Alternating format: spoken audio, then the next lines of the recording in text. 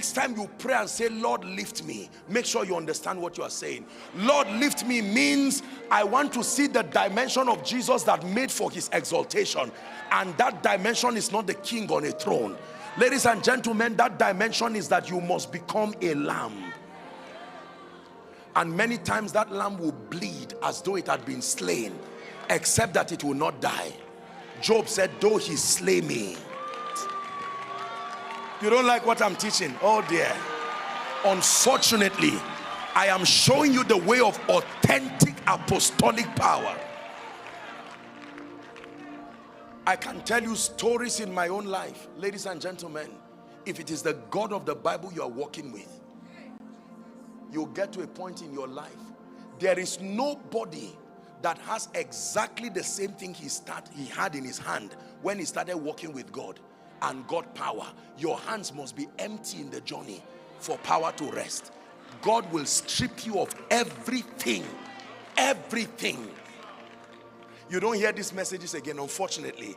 It's the reason why we jump and claim, and I'm not being sarcastic, and we find nothing. We shout in the realm of the spirit and the demons just look and say, what a generation.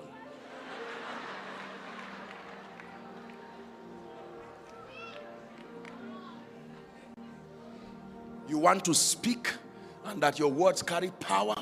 You want God to trust you with the destiny of territories. Ladies and gentlemen, I can tell you this. Before prayer and fasting, before a lot of spiritual activities come, the first thing that happens is that you must behold the Lamb. That means you must die. Death is the secret of life. Death is the secret of glory. When the Bible says, so run in a way that you win. There were people who got to a point where they were stripped of everything glory. They got to a point where their sufficiency became of God. So when God calls you, you come as you are. But he looks at everything that is taking his place in your life. And one by one, I assure you, if it is the God of the Bible, he doesn't do that to hurt you. He does that to exalt you. If it is Isaac, be ready, Isaac is going.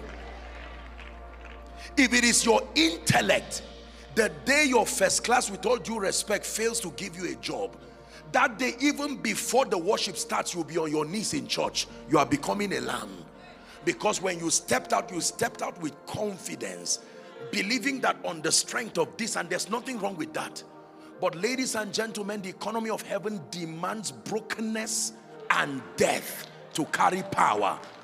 Brokenness and death.